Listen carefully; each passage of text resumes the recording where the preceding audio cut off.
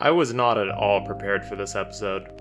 I remember seeing the teaser tweets for the episode, but then I got sick, and while I was recovering, on October 19th, I was psyching myself up for the Silent Hill stream, and then the episode dropped, and I was like, well, I guess I gotta do this now.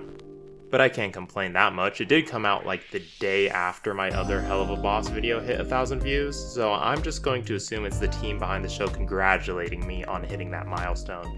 Anyways, before we get to the actual review, let's do a quick summary. Just like the episode where we get introduced to Octavia, we start with a flashback of Stolas showing what a good dad he is, and he tells a young version of her that once every 1,000 years there's a special meteor shower, and he promises her that he will get to see them with her when that day comes. Fast forward to the present day, we actually see Octavia excited because today is the day that meteor shower is supposed to happen. She finds Stolas with her hopes high while he is on the phone with Stella helping the movers get her stuff out of the palace. Stolas, already preoccupied and annoyed, completely forgets about his promise to Octavia and absentmindedly mentions that this move is going to take the entire day. Octavia, enraged that he forgot, sneaks out of the palace and breaks into the imp's office, steals the grimoire, and opens a portal to the human world to see the meteor shower by herself. Blitz and the team notifies Stolas of what had just occurred and opens a portal to the human world to chase after Octavia. It doesn't take long for Moxie and Millie to become distracted with street vendors, and Blitz gets mistaken for a TV actor, ending up with him and Stolas getting taken to a film set for an upcoming sitcom, leaving only Luna to search for Octavia. When Blitz arrives to the stage, he begins panicking since he hasn't performed for an audience since his circus days, but since it's being performed in front of a live audience, a laugh prompter blinks whenever Blitz makes a joke, and the audience begins to laugh at whatever bad joke Blitz makes, giving him a massive confidence boost. Things continue to go well until there's a part in the show where he's supposed to give away his dog to a new family, giving him flashbacks to when he first met Luna in an orphanage. This triggers Blitz to get super aggressive and pulls out his gun, leading to him getting in a fight with security and setting the whole building on fire. Meanwhile, Luna tracks down Octavia by going to all the locations that Octavia posts on her social media as she explores LA looking for a place where she can watch the meteor shower. Eventually, Luna catches up to Octavia, who doesn't get to see the meteor shower anyway because of smog, and they have a heart-to-heart bonding experience about how their fathers aren't perfect but are at least trying. Luna then brings Octavia back to her father, and she forgives him for forgetting his promise, and they all watch fireworks together that go off from the building Blitz set on fire earlier. In my last video about this show, I mentioned how I felt like nothing of any importance happened in that episode, and I still stand by that. But somehow, someway, that episode was at least twice as entertaining as this episode. But before we actually criticize the episode for the content that it presented, there were two things throughout the entire episode that bothered me from start to finish. First of all, the animation quality. I get that this is a YouTube series and all the profits they make are purely off merch, but my god, the animation in this episode was so much worse than most of the other episodes that it distracted me throughout the entire first time watching it. Which is perhaps the biggest risk that you take when making an animated show. If the animation is done well, your show will be renowned for it, but if inconsistent, it can make a viewer feel as though the episode they are watching is less important because there is less effort put in the animation. This is especially obvious in this episode because the last two episodes that came beforehand were wonderfully animated, and this episode has to follow in their footsteps. But even in comparison to the less story-driven episodes, I don't think we have seen such lazy animation since the first couple episodes of the show. I checked the animation staff list and all the same people are there from the previous episodes, so what happened? I can only hope that this episode didn't get their undivided attention because they are trying to finish Hazbin Hotel, but even then, it's a shame that one show's quality has to be at the expense of another.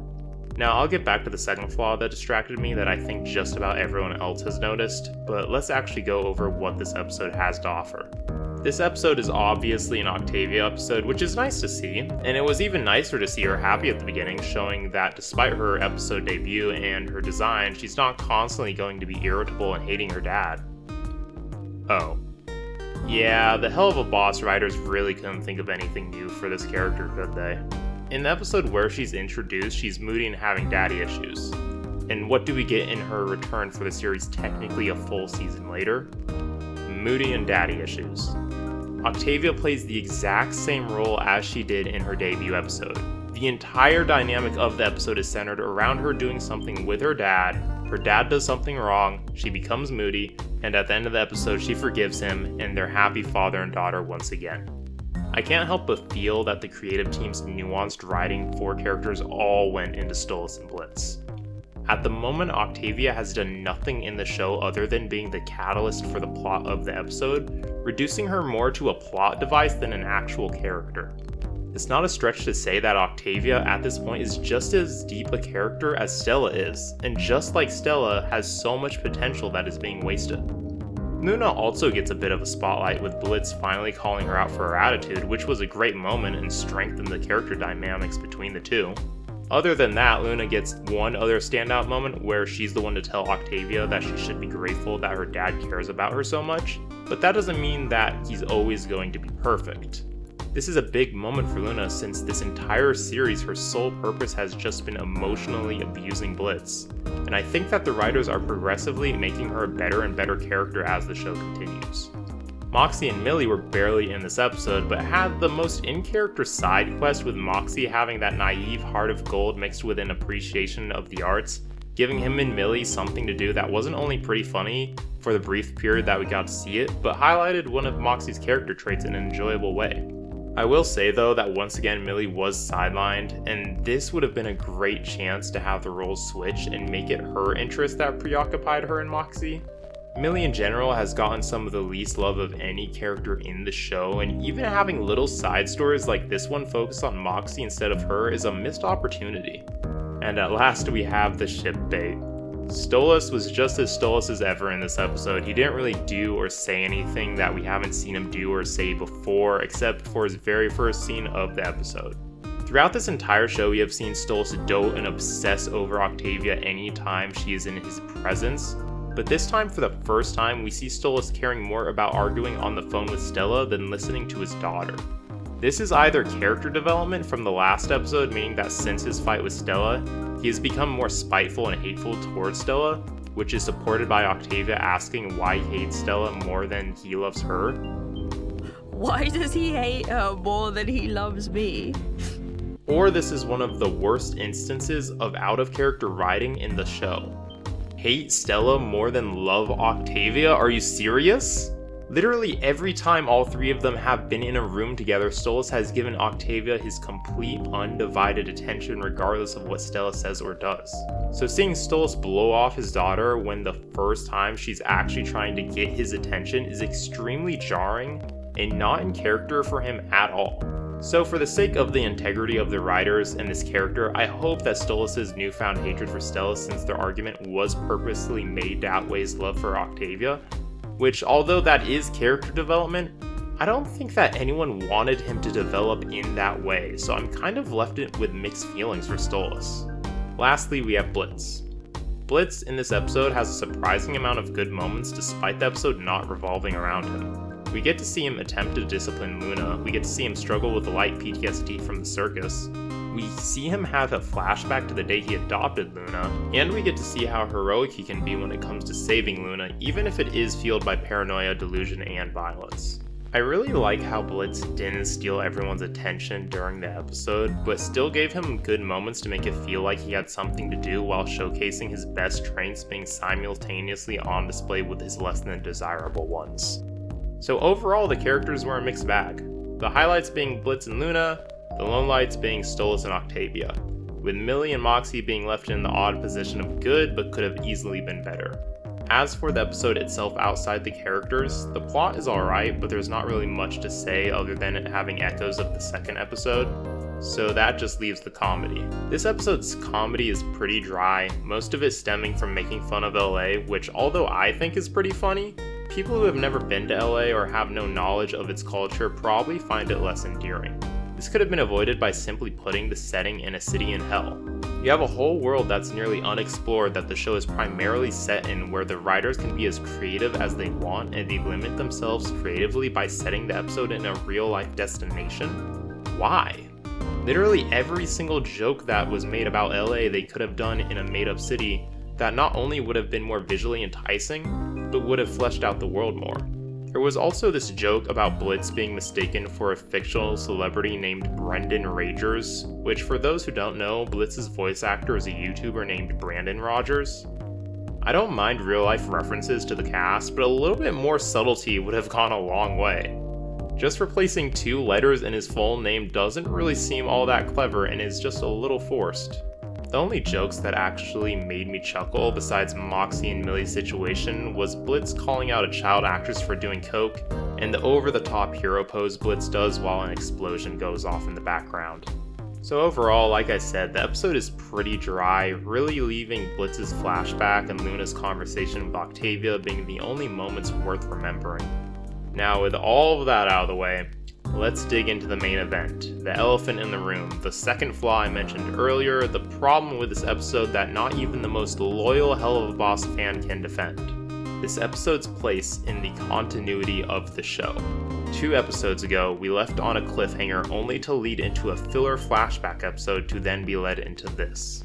I don't want to beat a dead horse, but just like I mentioned in my last video, the ongoing legal limbo the season 1 finale has been stuck in has undermined my enjoyment of a new episode for the second time now. The difference here is that the flashback episode, despite being obvious filler, directly correlated to the previous episode, whereas this episode is completely unrelated. Of all the decisions they could have made, this was by far the worst possible choice. Just imagine how odd it is for someone uninformed on the legal issues behind the finale going from this— I'm not fucking you tonight, okay? I'm really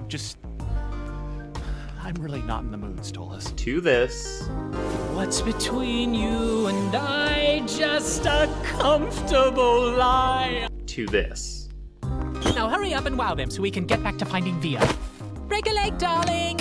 I know the flashback episode was controversial for being almost all flashbacks, but I would have preferred anything even remotely related to the plot we left off on. If not another flashback, it could have been an episode that takes place during the events of the last episode, but from a different character's perspective, like Luna, Fizzarali, or even Octavia spending time with her mother.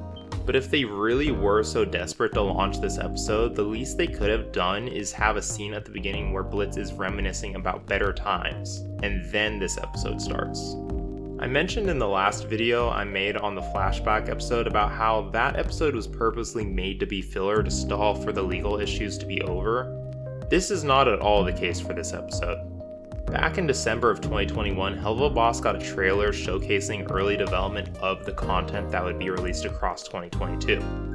We can very clearly see scenes from this episode within that trailer. It wasn't until the 3rd of June that it was announced that the finale would be delayed. This means that this episode was planned to be released after the finale since its early planning phase. But what does any of this matter? Well, let's take a look at how Stolas and Blitz interact. Stolas flirts and sexually harasses Blitz just as much in this episode as he did throughout Season 1, showcasing that he acts exactly the same.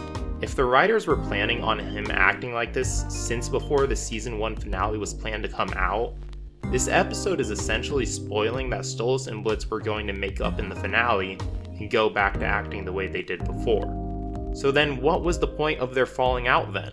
What is the point of Stolas ruminating on his relationship with Blitz at the end of the flashback episode? What was the point of this entire development between the two if they were just going to go back to acting exactly the way they did before any of this happened? Shouldn't Stolas be a little bit more wholesome and less openly thirsty after Blitz told him this? Stolas, don't act like what we have is anything but you wanting me to fuck you, okay? You make that really clear all the time. Before we move on, I would like to take this chance to call myself out for saying that the flashback episode was only made to be a filler to stall for the finale. If you look at the Hell of a Boss 2022 trailer, you can actually see brief glimpses of the flashback episode, meaning that they were always planning to make that episode, even before the legal troubles with the finale.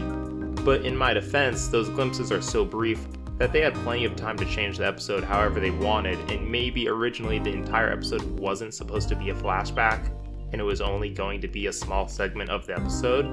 But that is entirely just a theory and I have no evidence to back that claim. But I still feel like the legal issues did affect the flashback episode in some way. Like the title says, I really did have a hard time enjoying this episode. The dip in animation quality, accompanied by the lack of explanation on what happened to all the build-up for the finale, really took me out of the episode. And with the humor being more of a miss than a hit, the episode feeling really out of place, and 2 of the 6 characters being handled really poorly, the flaws of this episode outweigh its triumphs. One way or another, the Hell of a Boss team is going to have to make a decision on how they want to handle the finale delay. It's either going to happen or not. And if I had to guess, with the way this episode treats the prior episodes, they may as well not be canon. Except at the beginning of the episode, we see Stolas preoccupied with Stella moving her stuff out of the palace after he kicked her out in the previous episode. So the last episode did happen, and that episode references the episode before that one, so that episode is also canon. Even though the ending of that episode is completely at odds with the entire tone of this episode. And this episode is chronologically supposed to take place after that one. Just for a moment, let's imagine if the finale is cleared for release and is the next episode that comes out. How is the team going to smoothly segue from a happy, casual episode back into the dramatic character arc Stolas and Blitz are going through? And that's not even acknowledging Moxie and Millie. I assumed with the way part 1 of the finale ended that Moxie and Millie were going to be upset with Stolas for ruining their anniversary, and part 2 of the finale was going to center around Blitz having to learn to be less selfish and gain everyone's trust back. But in this episode, Moxie and Millie seem to be completely fine with Blitz, so if that wasn't the original plan, that entire exploration of character dynamic and growth is ruined now. The finale issue is tarnishing the show, and until they release it or create episodes that are directly connected to it, I'm not going to be able to enjoy the show to its full extent. It really sucks that since I made this channel that the last 2 episodes have both been some of the series' worst, primarily due to the finale issues, and I don't think I'm alone in thinking that. And yet, when you look through the comments section of these episodes, no one is pointing out these issues, and only continues to praise the content, which is the worst possible thing you can do for a show that you care about. If the creators are able to make episodes like this and are only praised for it, they will see no reason to avoid making the same mistakes because from their viewpoint, they didn't make any mistakes because no one is pointing them out. If we can use the 2022 trailer as something to reference, the next episode is either going to be centered around Vizzaroli or Stryker, which I think is exactly what we need. The problem is that some of those animations are without a doubt from the finale, so that leaves very little wiggle room for what we have left. It looks like the Vizzaroli scenes are probably meant for the finale since Vizzaroli ties heavily into Blitz's backstory and lore, while on the other hand Stryker's looks less plot heavy, but much more action-y, which I wouldn't be surprised if they saved for the finale. I don't hate this show, but I am a critical person, and I want to give reasonably honest reviews of the content I watch, and will continue to do so. Anyways, here's to the Hell of a Boss team. I'm sure they are working very hard to create the best content they can, and like they stated, the finale situation is out of their control. They also did say in their statement that episode 7 was the true finale, but if that's so, why does it feel like something is missing? Well, I guess only time will tell.